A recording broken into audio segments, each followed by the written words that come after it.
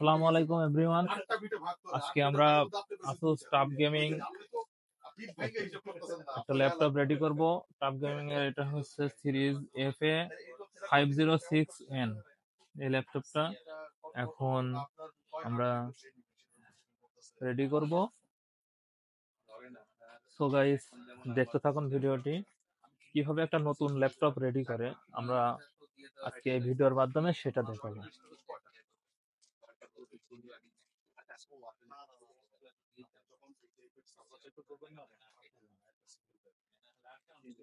আমরা পাওয়ার অ্যাডাপ্টারটা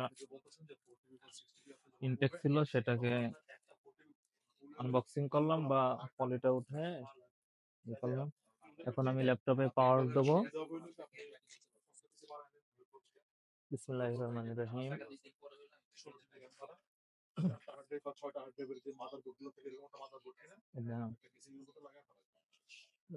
Ryzen AMD Ryzen 7 দিয়ে এই ল্যাপটপটা। আউটলুকটা খুবই সুন্দর, ব্ল্যাক কালারের ল্যাপটপ। ডিসপ্লে হার্টস হচ্ছে 150, রিফ্রেশ রেট।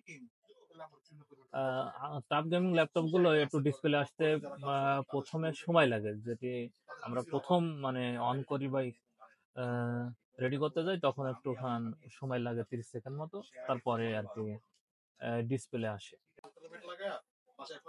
এই যে এখন আসুস ইন সার্চ অফ ইনক্রিডিবল লগোটা আছে, আসুসের মেন লগো এটা আর কি। এখন ল্যাপটপটা আমরা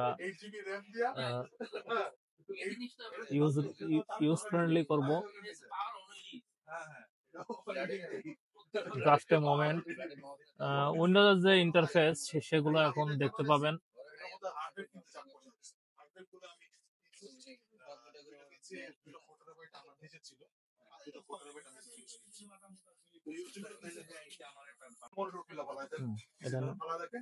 এখন উইন্ডোজের মূল যে একটা ইন্টারফেস ফার্স্ট সেটা আসলো।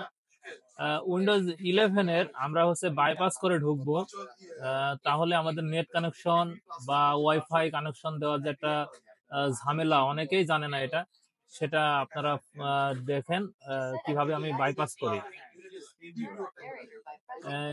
শিফট F10 দিলে বাইপাসের প্রোগ্রাম আসে। এখানে BE কাশ BYPASSNRO দিয়ে ইন্টার দিলে পুনরায় উইন্ডোজের যে ফার্স্ট ইন্টারফেসটা সেটা আসবে। তাহলে আর আপনার পরে যে ওয়াইফাই বা নেট কানেকশন দেওয়ার একটা ঝামেলা, ওইটা আর আসবে না। এবার আমরা উইন্ডোজের পুরো সেটআপটা হয়ে গেছে। এবার আমরা পার্টিশন করব। আপনারা ভিডিওটি দেখতে থাকুন কিভাবে পার্টিশন করতে হয়। আসুস ল্যাপটপ রেডি করার আগেই ডিস্ক ম্যানেজমেন্টে যে এটা পার্টিশন করতে হয়, আমরা ইকুয়াল একটা পার্টিশন আছে সেটা করে দেব।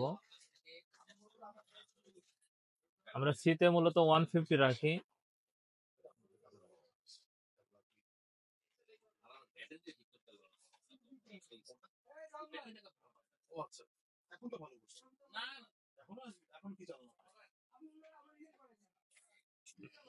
এরপরে আমরা 303 জিবি যেটা, এটা দুটো টাইপ করে দেব।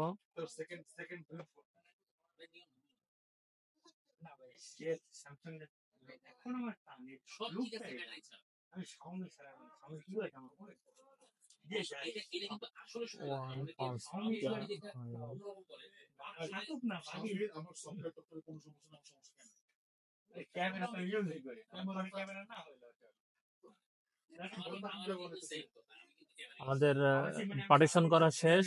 এখন আমরা এই যে কম্পিউটারে যেটা বিট লক থাকে এটা আনলক করে নিতে হয় প্রথম স্টেপে, নাহলে পুনরায় যখন কাস্টমার যদি কখনো উইন্ডোজ ফল্ট করে বা উইন্ডোজ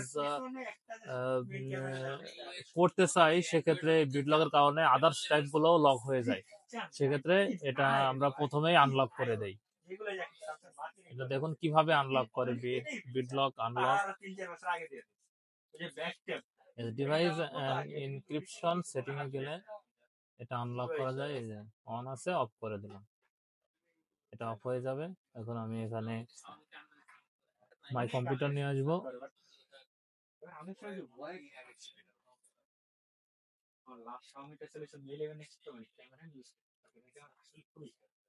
অনেকেই আবার উইন্ডোজ 11 10 এ মাই কম্পিউটার আনতে পারে না। আপনারা এই ভিডিওটি দেখলে মাই কম্পিউটার, তারপরে কন্ট্রোল প্যানেল, এগুলো নিয়ে আসতে পারবেন। আমাদের ভিডিওটি ভালো লাগলে সাবস্ক্রাইব করে দিবেন চ্যানেলটি, যাতে পরবর্তী ভিডিও আমরা আরো করতে পারি। আপনাদের সাবস্ক্রাইবের কারণে যাতে আমাদের ভিউ বাড়ে।